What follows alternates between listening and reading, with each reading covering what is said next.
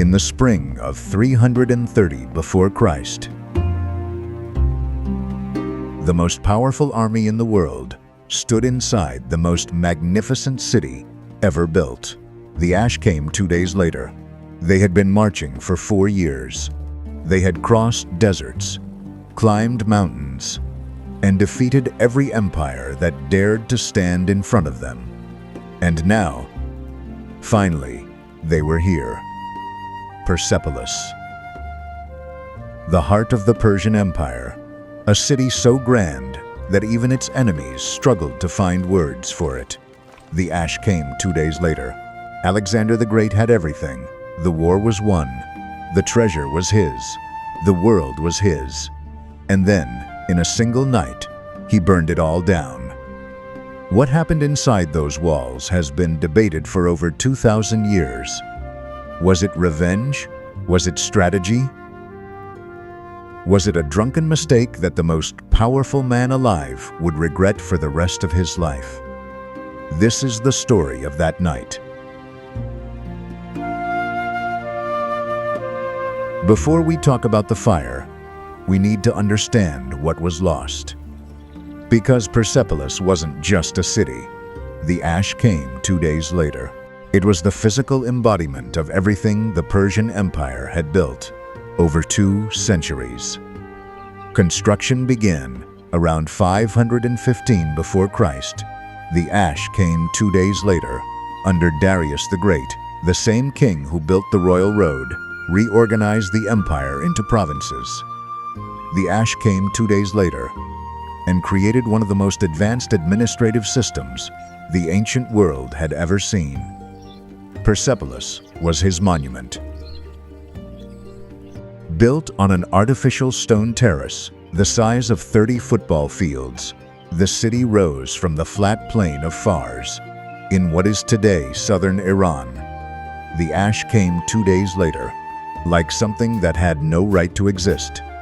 The Apadana, the great audience hall, was supported by 72 columns, each one standing 25 meters tall. The cam 2 days later. That's taller than an 8-story building. And every single one was carved by hand.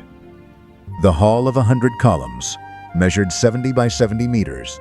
The ash came 2 days later, with stone doorways decorated with reliefs of the king in combat with mythical beasts, flanked by colossal stone bulls at the entrance. The walls show delegations from 28 nations bringing tribute to the Persian king, Egyptians, Lydians, Indians, Greeks, Armenians, Babylonians, each carved in 2 days later, each carved in perfect detail, each carrying the gifts of their own land.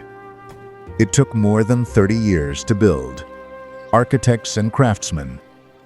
Architects and crafts came from every corner of the empire to work on it. And in one night in January of 330 before Christ, it was gone. 2 days later. To understand why Alexander burned Persepolis, we need to go back 150 years.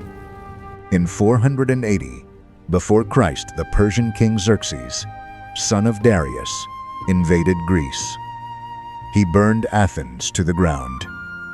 The Parthenon, the temples on the Acropolis, the sacred spaces of the Greek world, reduced to ash and rubble. For the Greeks, this was not just a military defeat. It was a wound that never fully healed. When Alexander set out on his campaign against Persia in 334 before Christ, he framed it from the very beginning as an act of revenge on behalf of all Greeks for everything Xerxes had done. He wasn't just a conqueror. He was an avenger. And Persepolis, the ceremonial capital, the throne city, not. The place where Persian kings had been crowned and glorified for generations, was the ultimate target. Alexander arrived at Persepolis in January 330 before Christ. The ash came 2 days later, after defeating the Persian emperor, Darius III. at the Battle of Gaugamela. The city surrendered without a fight. The governor handed over the keys and the treasury. Alexander allowed his troops to loot the city, every house, every market, every private home. He held back only the royal palace. The soldiers spent days stripping the city of everything that could be carried. Ancient historians describe caravans of animals and wagons loaded with gold, silver, jewels, textiles, and objects that had been collected from across the empire for over a century. Diodorus of Sicily, a Greek historian writing in the 1st century before Christ, recorded the scene with brutal clarity. The Macedonians couldn't satisfy their greed even after spending the whole day in plunder. And then Alexander threw a party. Here is where the accounts diverge and where history gets genuinely interesting. We have multiple ancient sources describing what happened that night, and they don't fully agree.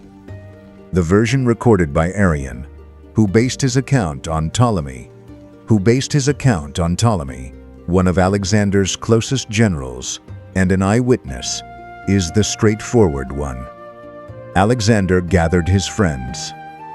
They discussed the matter, and he made a deliberate decision to burn the palace as symbolic revenge for the destruction of Athens. Cold, calculated, political. But then there's the other version, the one told by Plutarch, Diodorus, and Quintus Curtius Rufus, all drawing from an earlier source named Plutarchus. And this version is far more human. It was a banquet. Wine had been flowing for hours. Musicians were playing. The mood was somewhere between triumph and madness, and then a woman spoke. Her name was Thais. She was Athenian, a hetaira, a courtesan of considerable intelligence and social standing, who was the companion of Ptolemy, one of Alexander's most trusted generals. Thais stood up and gave a speech.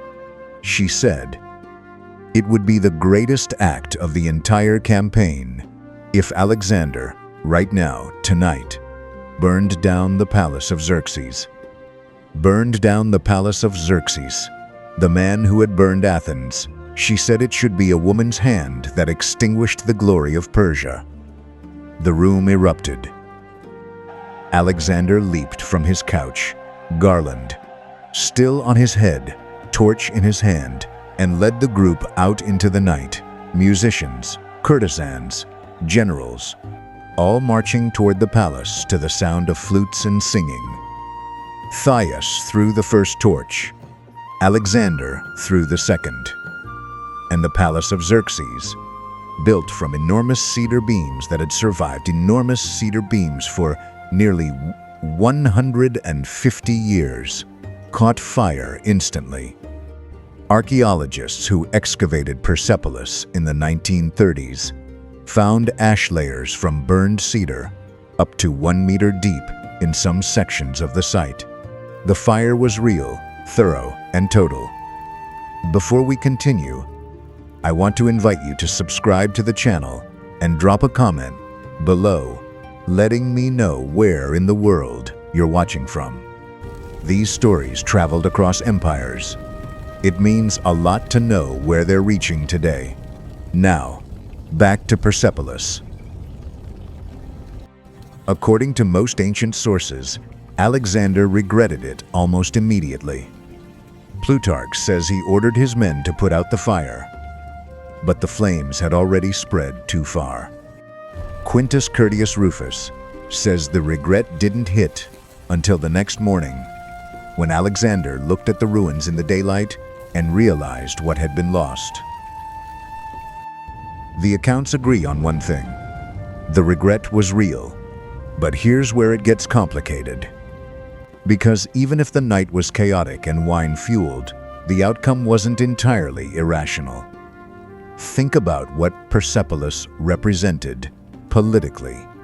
It was the ceremonial capital, the city of coronations, of tribute, of Persian royal identity. It was not a commercial hub like Babylon, not a military base, not a population center. Burning it sent a message that no speech could send. The Achaemenid dynasty was over. The line of Xerxes, the man who burned Athens, was erased. The three other great Persian capitals, Babylon, Susa, Ecbatana, were left intact. They continued to thrive under Alexander's rule. Only Persepolis burned, which makes some historians argue that even in his drunkenness, Alexander, or someone in that room, understood exactly what they were doing. The fire was revenge, but it was also theater. The destruction of Persepolis was not just architectural. Inside those burning halls were libraries, Zoroastrian sacred texts, administrative records spanning 2 centuries of Persian history, art collected from across 3 continents. The Book of Artaviraj, a later Zoroastrian text, mourns the loss of religious writings that were never recovered. Al-Biruni, the medieval Persian scholar, writing 7 centuries after the fire, lamented that the burning of Persepolis had cut an irreversible gap in Iranian historical memory. Alexander himself seemed to understand this. When he reached the tomb of Cyrus the Great, the founder of the Persian Empire, buried at Pasargadae, and found it had been looted, he ordered it immediately restored. He had respect for Cyrus, the man who built the empire, who conquered without cruelty, who was called a liberator by the people he ruled. Alexander venerated him. But Persepolis, the city of Xerxes, the man who burned the Parthenon, got no such mercy. Today, the ruins of Persepolis still stand in Fars province in southern Iran. 13 of the original 72 columns of the Apadana remain upright. You can still see black burn marks on some of the stone column bases. 2,500 years later, the fire is still visible. History remembers Alexander as the man who conquered the known world. But this one night, in January 330 before Christ, tells a more complicated story. A young man, 25 years old, at the peak of his power, surrounded by wine and music and the weight of thinged and meaties, everything he'd accomplished, standing in front of the greatest building on earth and making a decision that couldn't be undone. Was it revenge? Probably. Was it strategy? Maybe. Was it something he would spend the rest of his life regretting? Every ancient source that knew him says yes. The columns are still there. The burn marks are still there. And the question of what really happened that night, whether it was Thias or politics or wine or all 3, is still open. Drop a comment telling me what you think happened. I want to know. If you enjoyed this video, subscribe to the channel. There are more stories like this one waiting for you here.